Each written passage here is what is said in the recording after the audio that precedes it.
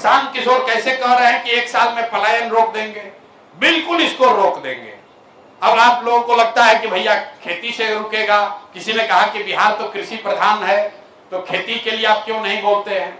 हमारे तेजस्वी यादव जैसे महान विद्वान लोग हैं जो बता रहे हैं कि सरकारी नौकरी देके सुधार देंगे।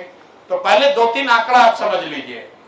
बिहार में जिसको भी लगता है कि सरकारी नौकरी से व्यवस्था सुधर सकती है, तो एक आंकड़ा याद रखिए। 78 साल के आजादी के बाद बिहार में चपरासी से लेकर मुख्य सचिव तक जितने लोग सरकारी नौकरी करते हैं उसकी संख्या जोड़िएगा तो वह है 23.25 लाख। 23.25 लाख लोग ही सरकारी कर्मी हैं, सरकारी नौकरी करते हैं। वो हुआ 1.97%, मतलब पूरी आबादी का 2% व्यक्ति ही सरकारी नौकरी कर रहा है। लोग चाहे जितना दावा कर लें कि हम 5 लाख दे दिए, 10 लाख दे दिए, प्योर झूठ बोल रहा है। भाई जो सरकारी नौकरी करता है उसको सैलरी जाती है, उसका कंट्रोलर ऑडिटर पूरा उसका हर महीने ब्यौरा जारी करता है कि उसको सैलरी गया ट्रेजरी से, सरकार से। तो कुल 23.25 लाख लोगों को ही नौकरी यहाँ है। और प्रशांत किशोर जनसुराज ये दावा नहीं कर रहे हैं कि हम आएंगे तो सरकारी नौकरी देंगे, वो हो ही नहीं सकता है।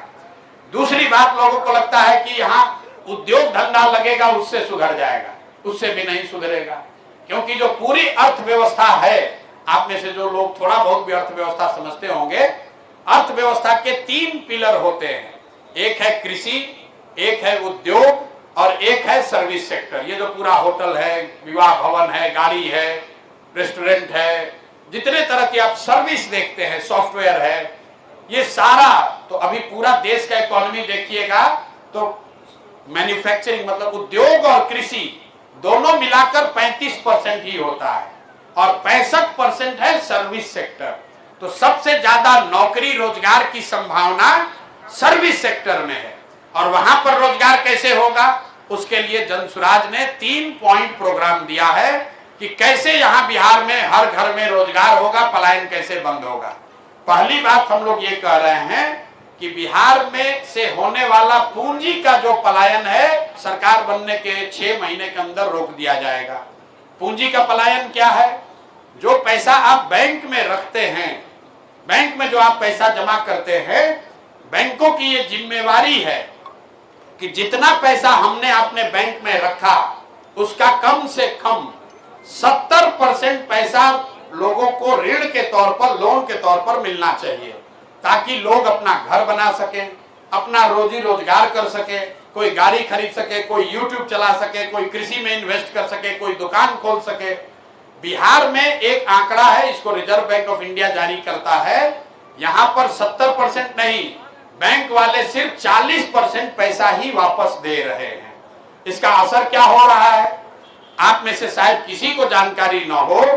पिछले फाइनेंशियल ईयर में, पिछले वित्तीय वर्ष में, पिछले साल बिहार की गरीब जनता ने बिहार के बैंकों में 4,21,000 करोड़ रुपया जमा किया। अगर 70% पैसा बिहार के लोगों को मिलता तो 2,80,000 करोड़ रुपया करीब करीब लोगों को मिलना चाहिए था, घर बनाने के लिए, रोजगार करने के लिए, बिजनेस व्यापार के लिए, पढ़ाई के लिए, कृषि के लिए। लेकिन चूंकि 40% पैसा ही बैंकों ने दिया, इसलिए लोगों को सिर्फ यहाँ 1,61,000 करोड़ रुपया मिला। बाकी का पैसा कहाँ गया? बाकी का पैसा बैंकों ने, state bank of India, HDFC, जितना ये बैंक देखते हैं, इन बैंकों ने बिहार से ये पैसा भेज दिया गुजरात में, तमिलनाडु में, आंध्र प्रदेश में, तेलंगाना में, केरल में, जहां पर उद्योग धंधे लग रहे हैं, जहां पर रोजगार हो रहा है, जहां पर बिहार के बच्चे जाकर मजदूरी कर रहे हैं।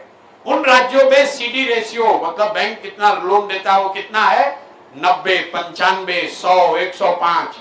मतलब तमिलनाडु में अगर लोगों ने 100 रुपया बैंक में रखा तो बैंक ने 90 रुपया कर्ज दिया, और बिहार में लोगों ने बैंक में 100 रुपया रखा तो बैंक ने सिर्फ 40 रुपया दिया। 1990 से लेकर पिछले साल तक 26 लाख करोड़ रुपया, 26 लाख करोड़ रुपया बैंकों ने यहां से पलायन करा दिया दूसरे राज्यों में। 26 लाख करोड़ रुपया, आप समझिए, अगर 26 लाख करोड़ रुपया बिहार के लोगों को उपलब्ध होता तो कितने ज्यादा लोगों ने रोजी रोजगार किया होता, उनको घर बड़ा बनाया होता, गाड़ी ज्यादा खरीदी होती। तो तो आप ऐसे समझिए कि आप लोग ज्यादातर लोग आए होंगे गाड़ी से या मोटरसाइकिल से।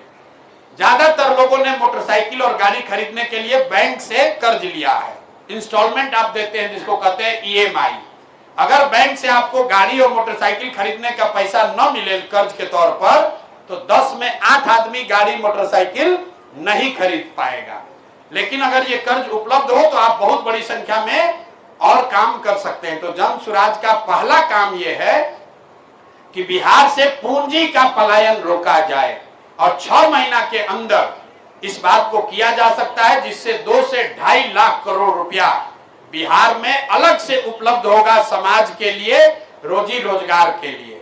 दूसरी बात हम लोग ये कह रहे हैं कि जो कृषि आधारित पलायन है, जो लोग जाते हैं पंजाब में हरियाणा में मजदूरी करने, उसको रोकने के लिए जन सुराज ने कहा कि जितने कृषक हैं जो अभी धान गेहूं का खेती करते हैं, अगर वो नकदी फसल की खेती करने लगे, वो सब्जी उगाने लगे, मसाला उगाने लगे, कैश क्रॉप जिसको कहते हैं, अगर वो कैश क्रॉप की खेती करे तो मनरेगा से के अंतर्गत उसको मजदूर मुफ्त में दिया जाएगा।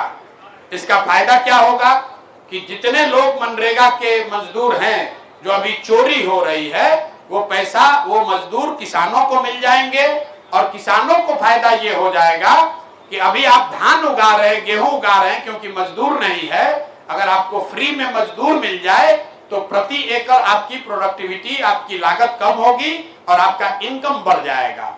और तीसरी बात पलायन रोजगार के लिए हम लोग ये कह रहे हैं कि बिहार में सामाजिक बनावट ऐसी है कि यहाँ लोग मूलधन से ज्यादा ब्याज से डरते हैं। लोग कर्ज लेकर काम नहीं करना चाहते, सोचता है कर्ज में ब्याज वाला में फंस जाएंगे, चक्रवृद्धि ब्याज में फंस जाएंगे, बर्बाद हो जाएंगे। अच्छे अच्छे घरों में लोग कोई रोजी रोजगार बिजनेस नहीं करना चाहते क्योंकि वो डरते हैं कि लोन लेंगे तो हम पर इस पर ब्याज बहुत लग जाएगा, इससे हम कहीं फंस सकते हैं। तो इसलिए ये व्यवस्था बनाई जा रही है कि जब अगर जन सुराज की व्यवस्था बने तो लोगों को 10% ब्याज न देना पड़े, उनको सिर्फ 4% ब्याज पर ही लोन मुहैया कराया जाए, ताकि हर घर में हर युवा, हर महिला उसको 2 लाख, 4 लाख, 5 लाख का लोन 10%, 12%, 20% पर नहीं, 4% ब्याज पर उसको मिले, ताकि लोग अपना रिस्क लेकर उस पूंजी से अपना रोजी रोजगार कर सके, स्वरोजगार कर सके। हम लोग को लगता है कि अगर ये 3 बातें की जाएं, पूंजी का पलायन रोक दिया जाए, मनरेगा को कृषि से जोड़ दिया जाए और लोगों को सस्ते दर पर 4% पर लोन उपलब्ध करा दिया जाए, पूंजी उपलब्ध करा दिया जाए, तो 1 साल के अंदर 50 लाख से ज्यादा रोजगार के अवसर बिहार में पैदा किए जाएंगे और उसी से यहाँ पर पलायन रुकेगा, उसी से गरीबी बेरोजगारी दूर होगी।